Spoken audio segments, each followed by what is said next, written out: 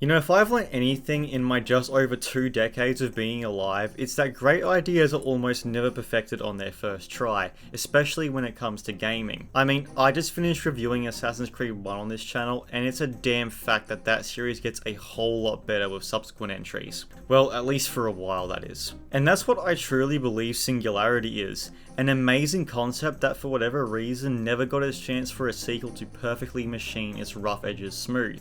And don't get me wrong, some of these edges are very rough. Singularity was the last unique IP developed by Raven Software before Activision essentially forced them to become a Call of Duty support studio. You see, Singularity had an incredibly troubled development plagued with technical issues. Raven Software were essentially setting out to turn that one Titanfall 2 level everyone talks about into a full game, except Raven thought of it 6 years prior. In fact, Singularity's original idea was going to be exactly like that level, with seamless time travel changes, having enemies in both versions of a single level, and puzzles and environmental hazards where doing this on the fly would be absolutely necessary to progress. Hell, Singularity's time travel device even looks like the one from Titanfall 2. So you're probably thinking, how haven't I heard of this game? Titanfall fans have been saying for years they want an entire game based on the premise of that one level, and you're telling me we had it all the way back in 2010? Well, you see, therein lies the issue. Titanfall 2 did it in 2016 on the PS4 and Xbox One. Raven Software tried doing it in 2010, where they couldn't even get the idea to work on super high-end PCs at the time, let alone a PS3 or an Xbox 360. Because of these issues, Raven Software suffered many setbacks, which nearly caused Activision to cancel the game altogether. Instead, Activision gave Raven a very strict deadline of only 10 months to ship the game.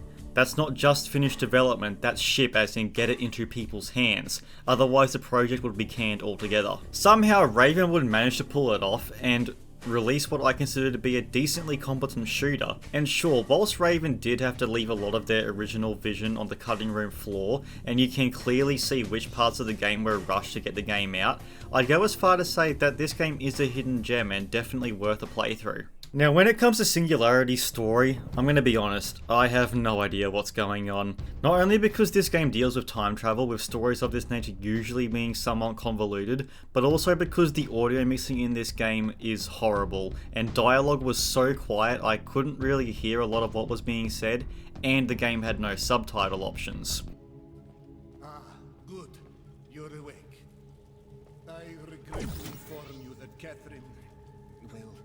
On top of this, Raven Software's time crunch has a way more obvious impact on the story rather than the gameplay, as there are large parts of backstory that are explained through exposition dumps. I even found an interview with one of the devs after the game came out, who said that the audio logs in the game were heavily expanded upon because they didn't have enough time to fit the whole story in. So for this section, I'm going to be mainly going off Wikipedia's story synopsis.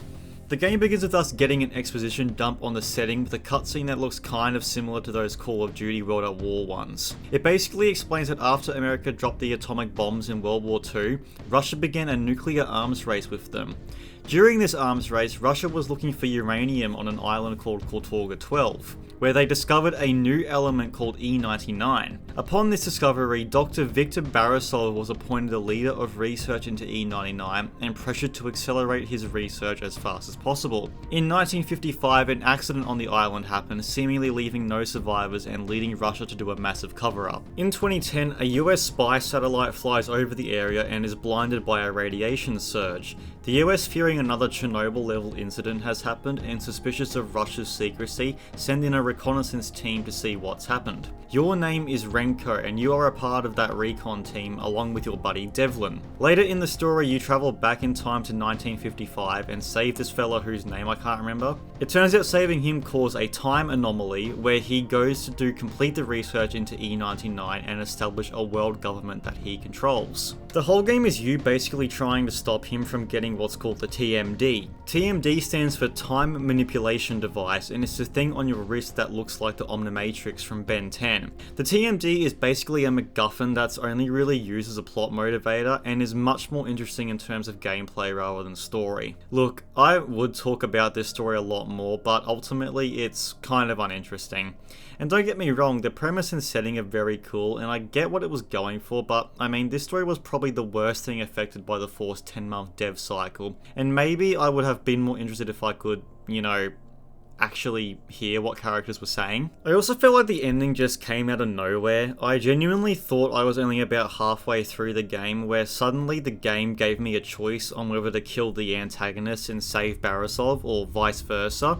But because this is the first ever time a story decision wasn't on rails, I ended up accidentally killing both of them, as after I killed the bad guy, I couldn't move or walk anywhere outside of looking around, so I thought the game wanted me to kill both of them. But it turns out the game has 3 different endings, and this is the only decision that actually determines what ending you get.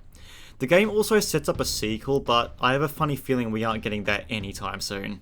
Anyway, let's talk about the gameplay, because I think this is where the game truly shines. Well, at least mostly. I guess the best way to explain Singularity's gameplay is that it's a mixture of Bioshock and Call of Duty, with the Bioshock-inspired levels having a bit more openness to them, puzzles to complete, and fighting nightmarish monsters, with the Call of Duty-inspired levels being the complete opposite, being super linear, usually being forced to follow a character and fighting human enemies.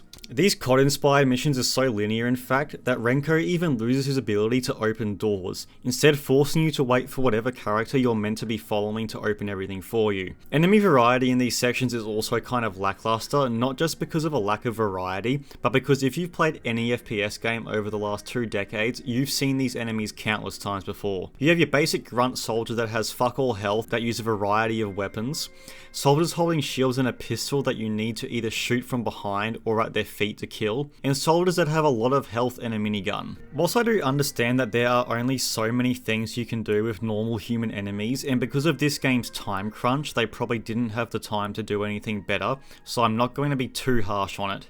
But they could have spiced these enemies up by giving them some really smart AI, like what the first Fear or Half-Life 2 did with their enemies, where you can see and hear them in real time strategizing and even coming up with plans to outflank you. Or even something as simple as what Halo does, where killing a squad leader will send the rest of the squad into a panic, where they lose formation and are clearly less organized.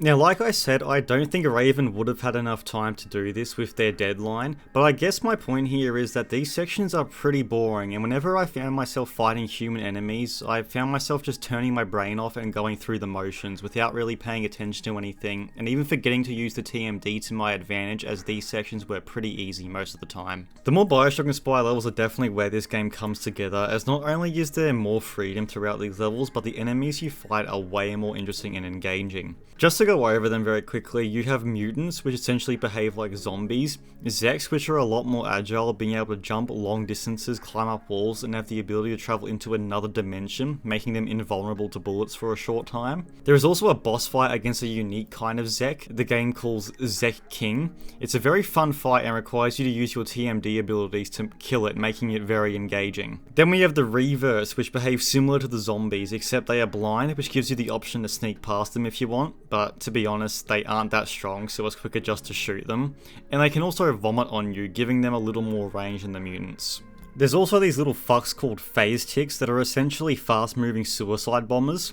These guys are the only enemy in the game that I disliked, as they are super quick and swarm you, meaning if you don't perfectly kill a whole swarm before you have to reload, you will just get arse blasted, forcing you to use all your health packs and heal through the rapid anal penetration you're about to receive. And finally we have the Radion, which are these mini bosses that have a lot of health and deal a lot of damage. The monsters give you a bit more of an incentive to use the TMD in combat. The TMD can do a various number of things and can even do different things depending on what enemy you use it on, but the main abilities you're probably going to use the most are the Time Blast and the Time Slow Ball thing that I've forgotten the actual name for. The Time Blast is a very powerful melee attack that wipes out anything in a close range in front of you, and the Time Slow Ball slows down time in a small area.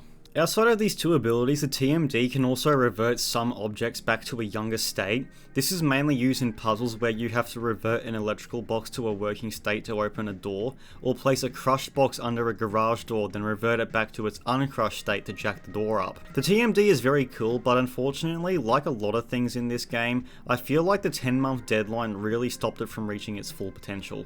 Much like the TMD, the weapons for the most part feel like they could have spent more time in the oven. I feel like Raven had intentions for most of these weapons to have special alternate abilities, as whenever you pick up a new weapon you get a little history lesson pop up on it, where they all say that these weapons are enhanced by E99, making it sound like they're meant to do something special. But other than the sniper rifle being able to briefly slow down time and the seeker rifle allowing remote control of the bullets you fire, all these guns behave exactly how you think they would with no alternate ability. This combined with some weapons clearly being objectively better than others and the game having only a 2-weapon limit with a 3rd slot reserved for certain power weapons, means that you will probably very quickly find what 2 to 3 guns you are going to be sticking with for the entire game. And it's not that the other guns are bad, they're just more situational. So I feel like if this game just went the boomer shooter route and let you carry all the guns at one time and let you switch between them all, it would avoid this problem. It would also help the game's upgrade system, as you can upgrade all the guns, but I mean, why would you if only 2 to 3 of them are worth using? Ultimately, I do actually really like Singularity and do think it is worth a playthrough, but it has some unfortunate setbacks due to a strict development deadline, and it really is a shame that this game didn't get a sequel, as I think Raven could have really made something special within this universe. And whilst I do think it is worth a playthrough, I wouldn't recommend paying full price for it. Either wait until it's on sale or find a key to use. Anyway, that's it for today's video. Thank you for watching. Please like and subscribe if you'd like to see more content like this. Bye.